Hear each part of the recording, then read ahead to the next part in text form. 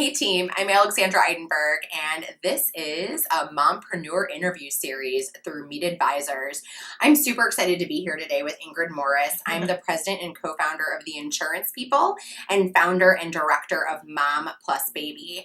Ingrid, tell us a little bit more about yourself. I'm so excited to have you here today. Welcome. Well, thank you. First of all, thank you, Alexandra. This is a wonderful opportunity. But as she mentioned, I'm Ingrid Morris, and I'm actually a corporate strategist for a major corporation where I manage about a $200 million portfolio of services that are offered to companies internationally.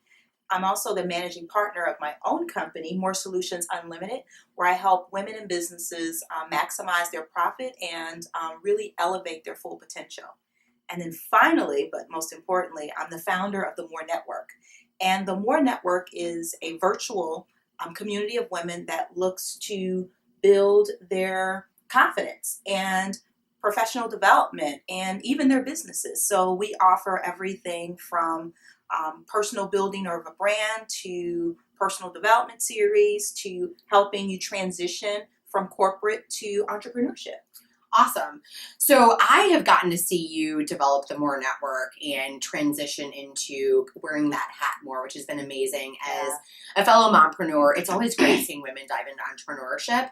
Tell me a little bit more about how this came about. And I know earlier, Morris is not actually your personal name, it's your married name. It really worked out nicely there. Tell us a little bit more about how how the Morr Network really got off the ground and those steps. Well, first of all, it was like literally overnight. In 2008, I was single and no children, and I started an organization called the Windy City Woman of Color. And it was primarily an organization where I would bring women together from diverse backgrounds, and we would have fun. We would have, wine, and we would develop ourselves all at the same time. But as the years progressed, I got engaged and got pregnant and then got married and had a baby, and my life literally got turned upside down. I was no longer that single woman that could do whatever I wanted to do. I had these people that I was responsible for. And Windy City Woman, the women that were engaging in that program kept asking me, well, we want to do something more. We want to do something more. And I wasn't ready to give more at the time because I was still trying to figure out being a wife and a mom and being in corporate. And that was in and of itself, enough for me at that point. And then finally a light bulb went off and said, if you're able to build a platform to give women more, you'll then receive more. I love it. And so happened, my husband, Michael Morris, he gave me my name of Morris. So what better way than to give women more through the Morris, through my last name, and I'm so excited. So I love that you embraced that giver's gain philosophy where you knew that if you were helping other people have more, that you would have more. Now, you've always been involved in the community. Tell me a little bit more about how this kind of your corporate life, this business, and being a mom is allowing you to serve the community more. Well, I mean, more. Yeah, more. You love that more. I have been a giver for as long as I can remember. I do recall in second grade leading a coat drive and literally came home without my coat. And my mom goes, "Where's your coat?" And I said, "Well, I gave it away." And so that did not go over well in the house, but it was just a part of me. And as I grew up and started, going to college, and I've always been involved in philanthropic. So it was natural. Giving to me has always been natural. People gave to me. I'm a product of a single mother. And so it was a lot of people, a community of women and men that helped me become the person that I am today.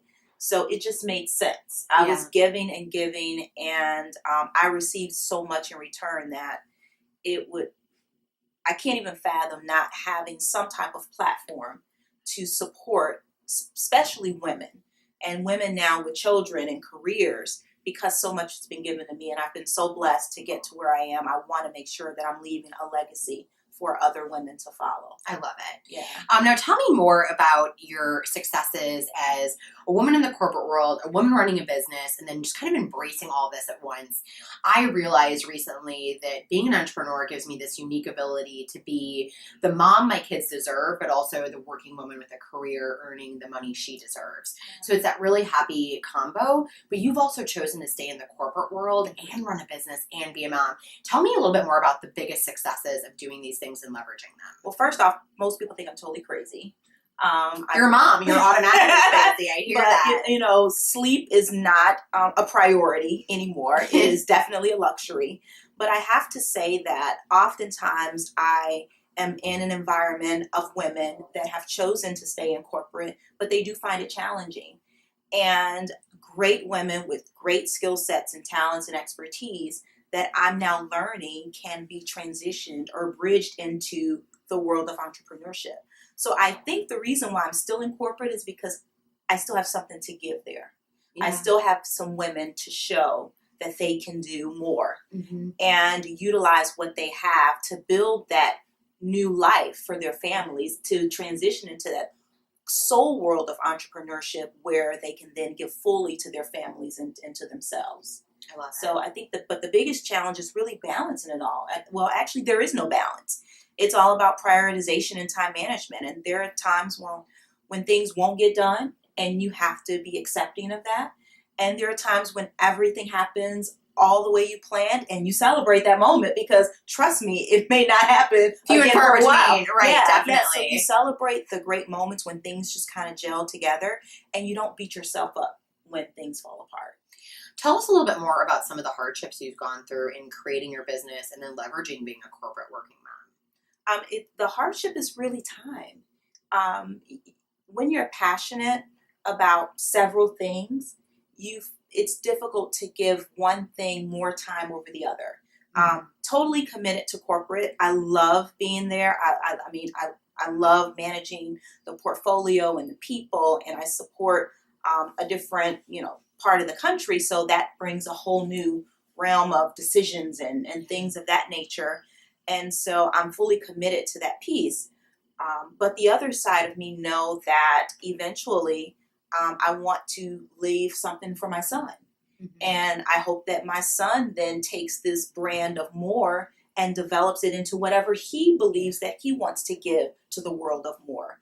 And so I'm challenged with really trying to figure out how to balance it all, if that makes sense, but not, and then balance it all executing, because I have so many ideas and so many things that I want to do, and it's just not enough time. Yeah.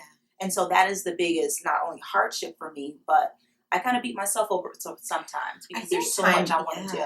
Time management seems to be one of those going challenges for all working moms. And it's, you want to be the best mom, you want to be the best worker, you want to be the best wife. And it's a go on all these time management things. What is your best tip for time management? And obviously we all struggle with it no matter how great we are at it. But if you could share something, what would be your biggest time management tip that's helping you do it all? My best tip is to get up early before anyone in the house gets up.